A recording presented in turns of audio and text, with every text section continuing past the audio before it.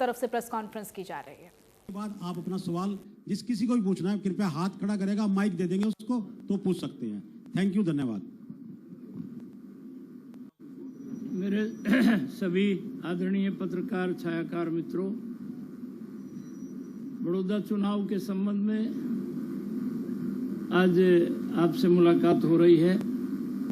मेरे साथ में अशोक छाबड़ा, हमारे बहुत पुराने साथी, हिंदुस्तान टाइम्स को देख रहे हैं।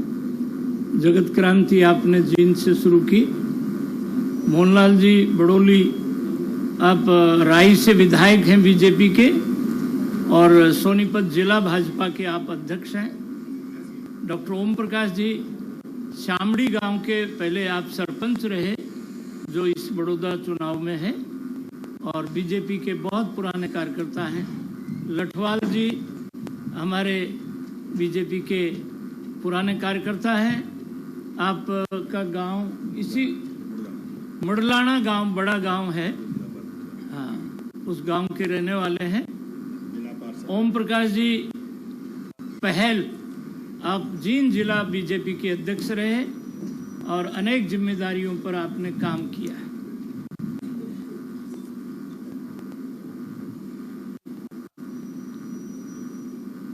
चुनाव है, चुनाव में योगेश्वर दत्त, जिसने भारत के लिए गोल्ड मेडल लेके आया 2014, पूरे हरियाणा ने खुशी मनाई। और योगेश्वर दत्त ने जब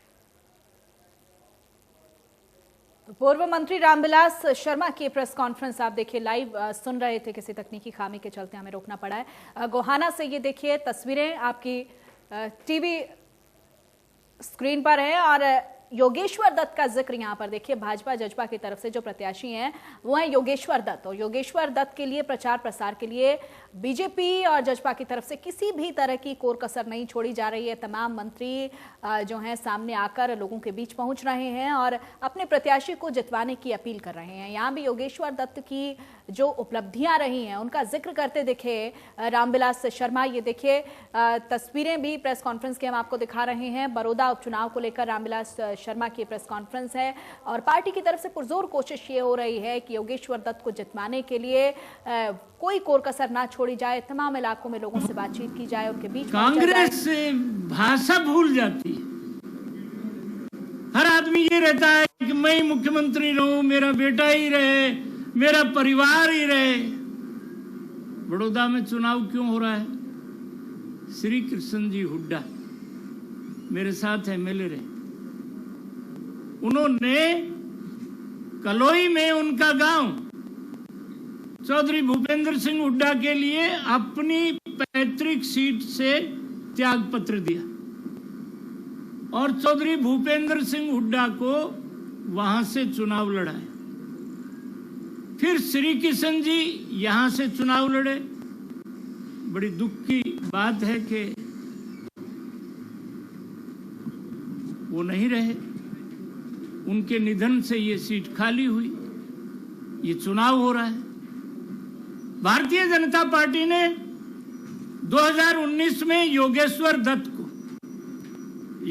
दत्त डीएसपी लगे हुए थे। हरियाणा सरकार में मनोहर लाल जी के समय से हमने एक कार्यक्रम बनाया कि खेल को, खिलाड़ी को पहले 2 करोड़ फिर 5 करोड़ रुपया हमने दिया, और किसी को डीएसपी, अब बबीता बेटी को अभी भी हमने एक चेयरपर्सन बनाया। योगेश्वर दत्त ने डीएसपी की नौकरी को छोड़ करके पार्टी के आदेश की पालना की। 19 में हमारा उम्मीदवार था।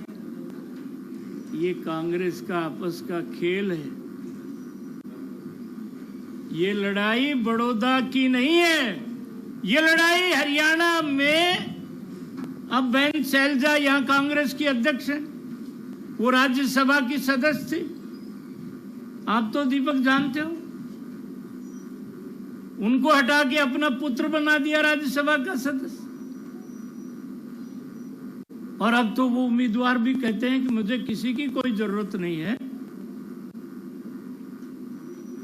और योगेश्वर दत्त जो हरियाणा की शान है, जो भारत की शान है, खेल खिलाड़ी, सैनिक और शहीद ये पूरे देश के होते हैं, उनके बारे में छोटी भाषा बोलना ये शोभा नहीं देता। कांग्रेस के लोगों को क्या हो गया? कमलनाथ जब मुख्यमंत्री होते हैं तब तो इमरती देवी उनके मंत्रिमंडल में मंत्री होती है, और जब वो ज्योतिरादित्य सिंधिया के साथ और जब वो बीजेपी की उम्मीदवार हो जाती है तो क्या बोलते हैं? अरे नवरात्र का त्योहार है, नवरात्र के दिनों में हम अपनी बेटी का, अपनी बहन का, अपनी माँ का 9 रूपों में, शैलपुत्री के रूप में, ब्रह्मचारिणी के रूप में, चंद्रघंटा के रूप में, आज कुष्मांडा के रूप में, कात्यायनी के रूप में, कालरात्रि के रूप में, गौरी के रूप में, या देवी सर्वभूतेषु सर्वरूपेण संस्थिता नमस्तस्यै नमस्तस्यै नमस्तस्यै नमो नमः। हम भारत के लोग अपनी बेटी की, अपनी बहन की, अपनी माँ की, अपनी दादी की 9 रूपों में हम साल में 2 बार नवरात्र मनाते हैं, पूजा करते हैं। मैं कांग्रेस के मित्रों से कहना चाहता हूं कि थोड़ी अपनी जुबान पर संयम रखें, भारत के संस्कार को ना भूलें। खिलाड़ी का, खेल का, सैनिकों का, जो लोग तिरंगे की शान के लिए अपने जान दे देते हैं,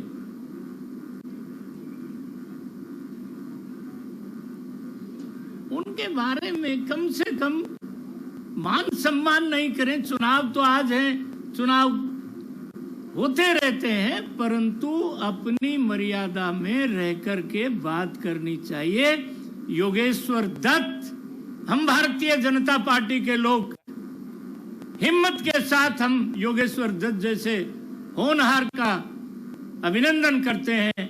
उन्होंने पार्टी के कहने से, कार्यकर्ताओं के कहने से अपने डीएसपी के पद को छोड़ करके 38,000 वोट 19 के चुनाव में लिए थे, और इस बार ये सारी टीम बैठी है। एक एक गांव में 54 गांव इस विधानसभा में हैं। हम बहुत से गांवों में गए हैं। आने वाले दिनों में आप स्वयं अपनी आंखों से देखेंगे कि इस बार भारतीय जनता पार्टी का उम्मीदवार योगेश्वर दत्त भारी बहुमत से जीत करके हरियाणा की विधानसभा में जाएगा।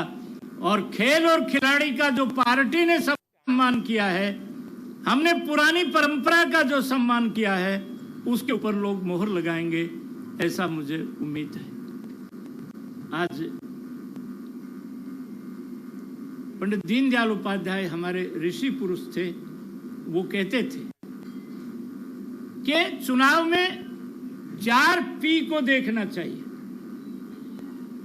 पर्सन ऑफ द पार्टी, हमारा जो उम्मीदवार है वो श्रेष्ठ उम्मीदवार है। उसने भारत की तिरंगे की शान के लिए गोल्ड मेडल ला करके दिया, और केवल गोल्ड मेडल ला के नहीं दिया, एक मुकाबले में एक जो योगेश्वर से, जो रशिया का, अब वो किर्गिस्तान में हो गया है, वो उम्मीदवार हारा, उसको सिल्वर मिला था। वो डोप टेस्ट में उसमें शामिल पाया गया, और 5 करोड़ रुपया और ब्रॉन्ज का मेडल। अनफॉर्चुनेटली उस आदमी की डेथ हो गई। योगेश्वर दत्त का कद देखिए। योगेश्वर दत्त ने भारत की परंपरा को निभाया।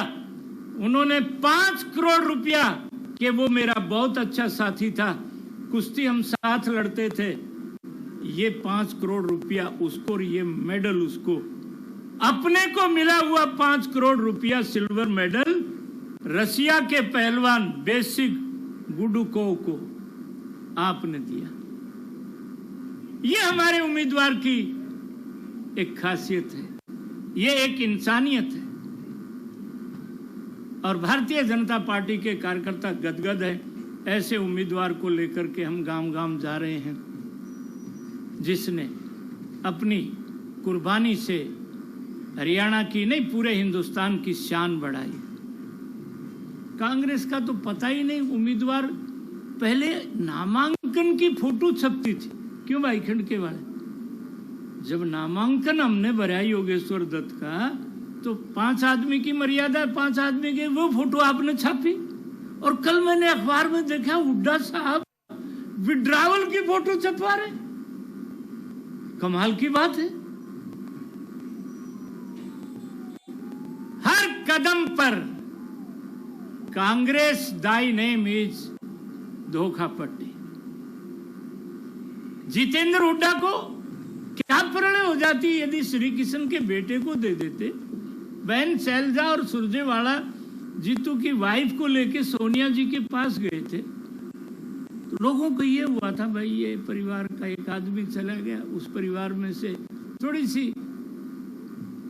परंतु ये तो, और जो उम्मीदवार शेर खान बने हैं, कल मेरे को ना शैलजा की जरूरत ना किसी की जरूरत, और मेरे को तो कांग्रेस में परिवारवाद का मैं विधानसभा में सुनाया करता। ये दीपक कई बार विधानसभा में मेरी बात को सुन के छापता था।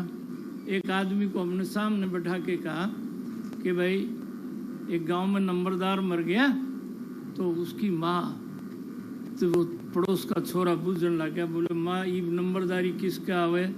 बोले भाई रिछपाल के। और बोले रिछपाल भी मर जा तो? बोले भगवती के। और बोले भगवती के भी किमी हो जा तो? माँ समझ गई, बोला बेटा सारा गांव मर जाइयो, तेरे नाम नंबरदारी नहीं आवेगी।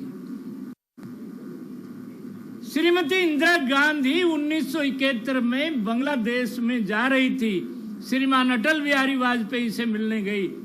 अटल जी आपका आशीर्वाद मैं जा रही हूं। वाजपेयी ने कहा दुर्गा भवानी बन करके लड़ो, पूरा हिंदुस्तान तुम्हारे साथ है।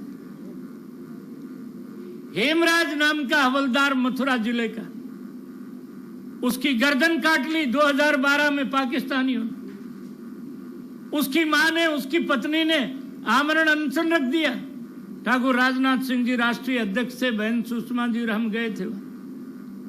हमने समझाया अम्मा हमारी सरकार नहीं है, मिट्टी को ज्यादा दिन, खैर वो मान गई।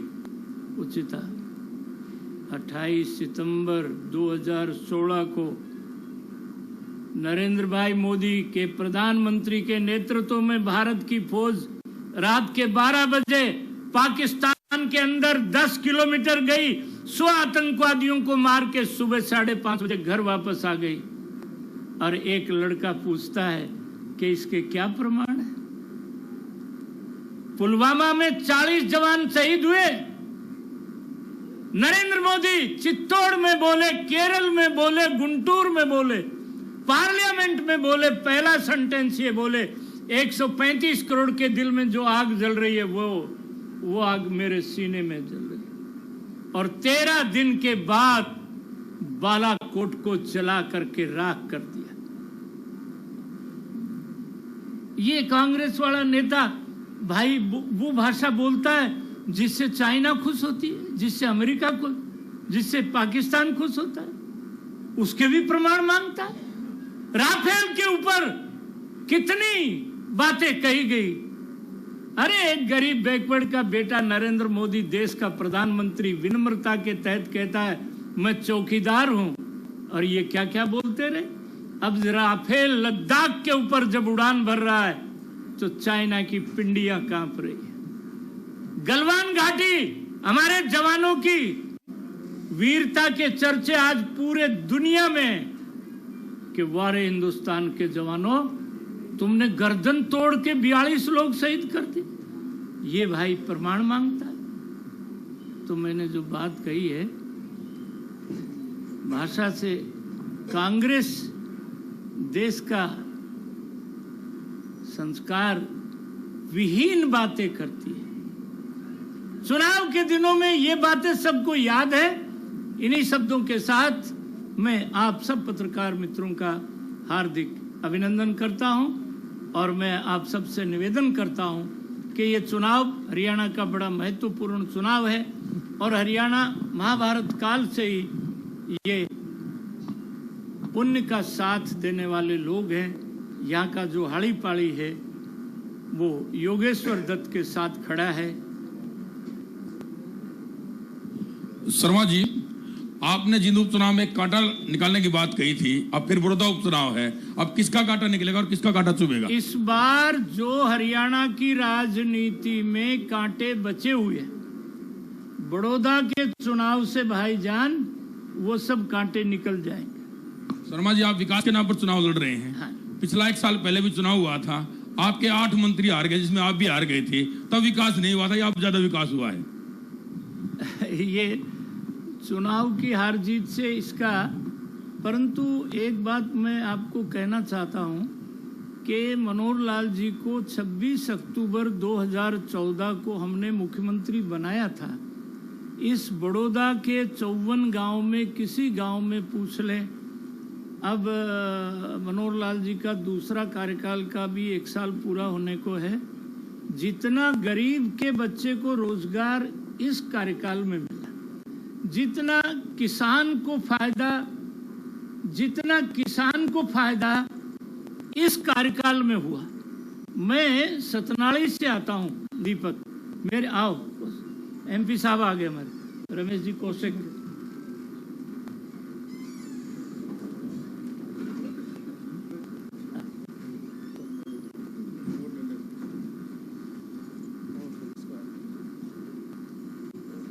सोनीपत के लोकप्रिय सांसद, दूसरी बार सांसद, रमेश का भी दूसरा कार्यकाल है ये।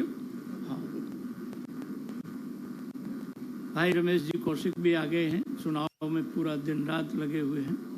मैं आपको कह रहा था कि इस कार्यकाल में आप पत्रकार हैं, मैं मदरलैंड अखबार में पत्रकारिता मैंने किया है। लोगों तक सच पहुंचाना अपना धर्म भी है और अपना कर्म भी है। आप पिछले सारे आंकड़े उठा के देख ले। मैं सतनाली से चल के आज यहां पर आया हूं। मेरे यहां इस बार बाजरे की बम्पर क्रॉप है और बाजरे की खरीद युद्ध स्तर पर हम कर रहे हैं। एक एक दाना हम खरीदेंगे। बाजरा को आप, ये सोनीपत वाले लोग बाजरे को सीमेंट की रोटी क्या करते, वो बाजरा 2150 रुपया बिक रहा है और गेहूं 1850 रुपया। तो हमारा किसान इतना प्रफुल्लित है, जितना पानी नहरों में आया, जितना गरीब से गरीब बच्चे को रोजगार मिला। मैं सतनाली की एक घटना बताता हूं। एक हरिजन का लड़का पवन कुमार, वो लावणी पर जाया करता 500 रुपये रोजाना की दिहाड़ी से, और उसको चिट्ठी आती है कि you have been selected in HCS proper